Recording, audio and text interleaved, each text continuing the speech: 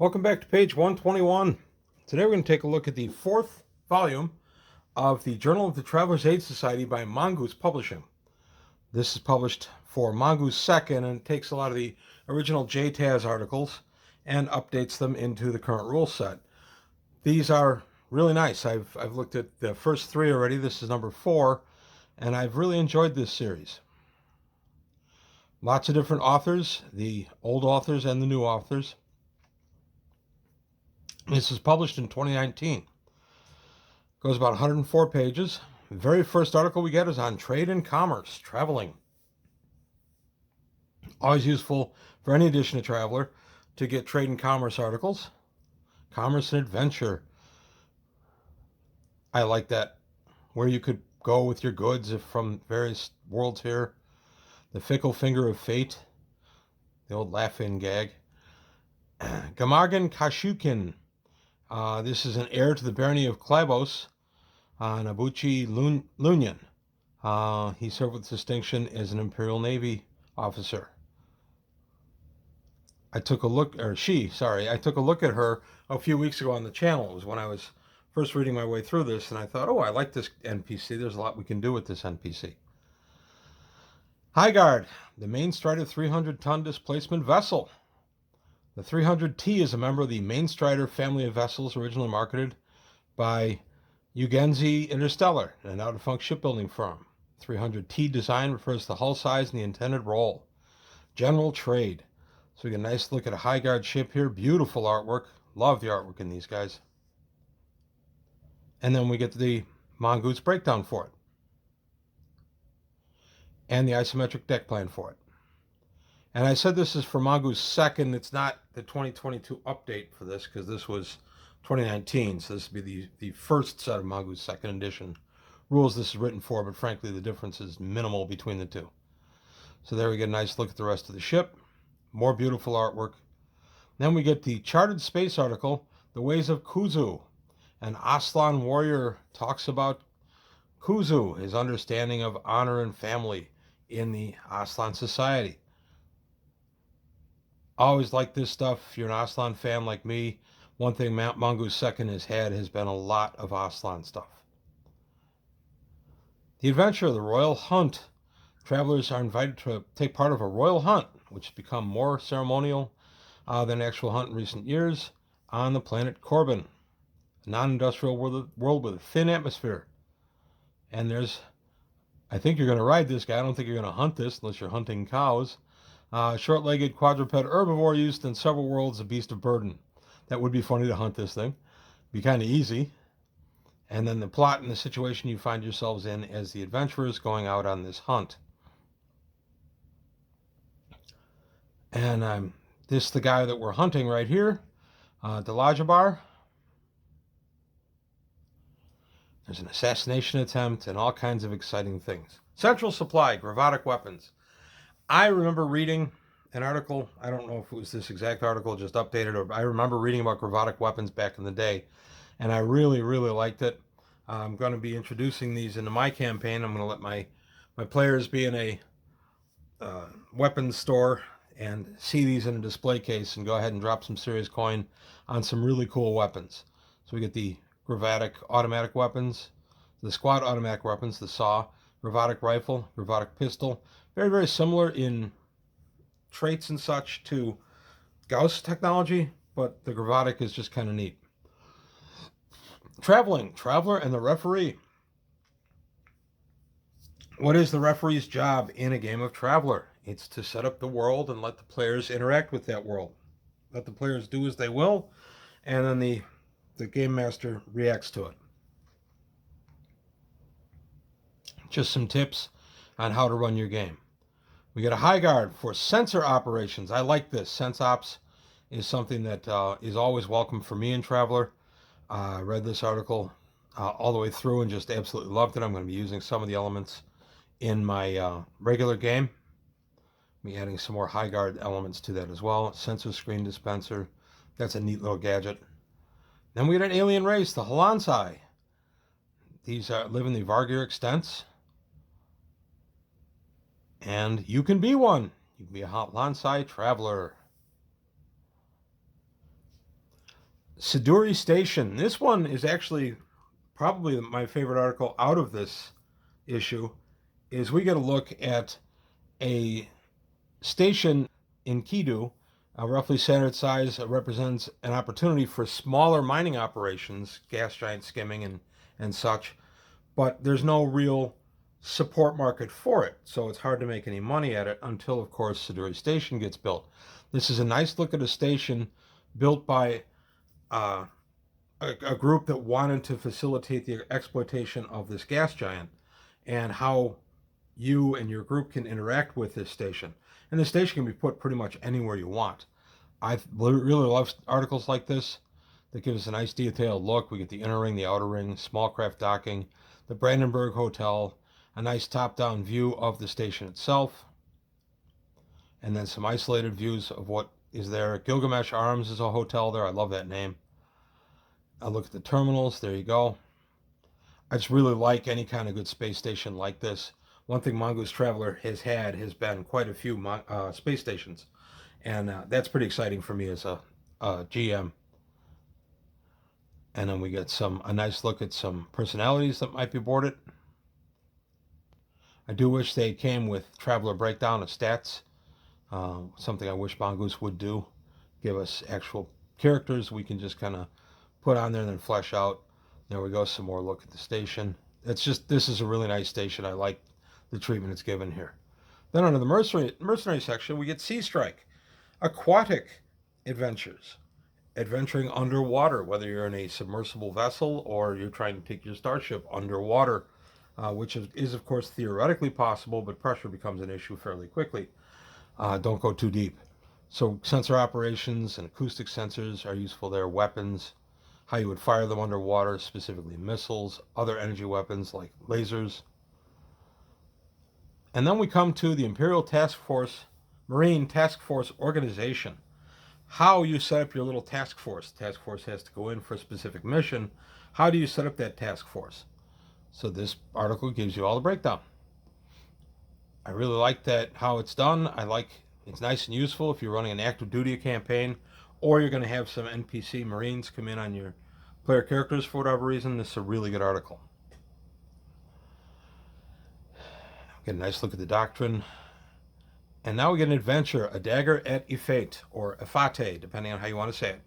A Dagger at Ifate is an adventure where the player characters have to stock what is essentially a rogue starship that has jumped into the system, is going to crash at a specific point on the planet and possibly damage an Imperial ground facility there.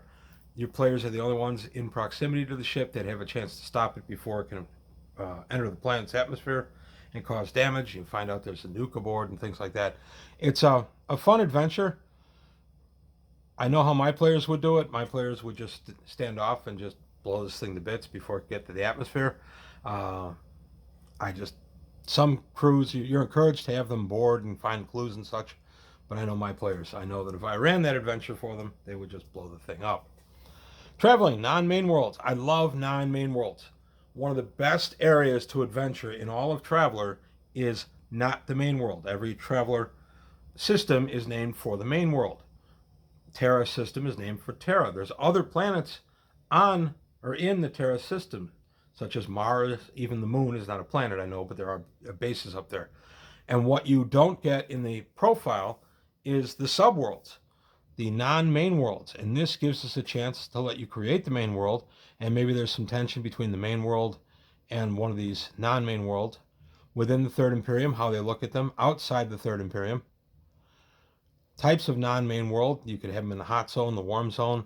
There could be a non-main world that for whatever reason is in the Goldilocks zone where it does support life comfortably, but maybe it's just never been exploited, or maybe the main world is an asteroid ring that's been exploited for tremendous profit, so nobody's bothered really with the planet yet, or maybe the planet has some vegetation that's either dangerous or being protected, or some Sophont race that's dangerous or being protected.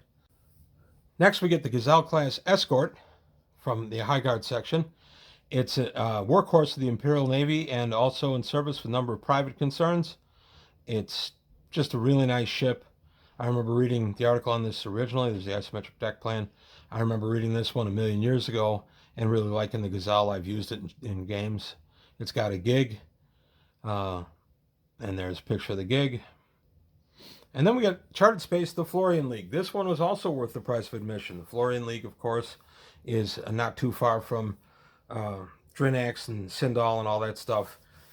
And it can be a good place to really flesh out for your party, especially if you are running Pirates or Drinax or stuff over in those systems.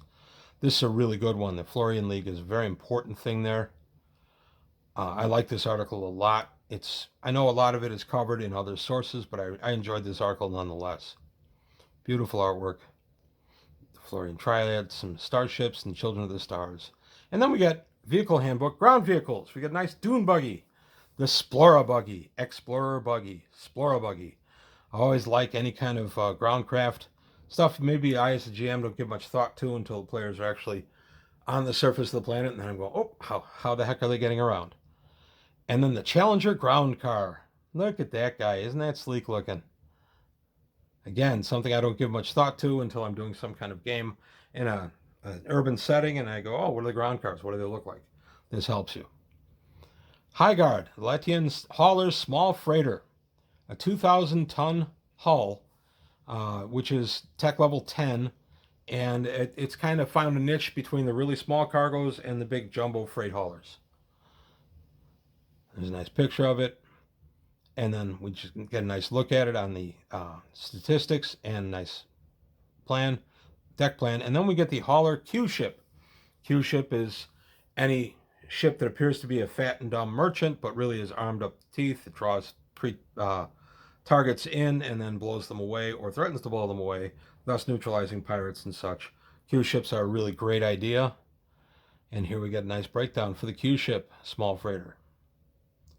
And then we get the hauler gem, gunship equipped merchant. Comes and goes over time.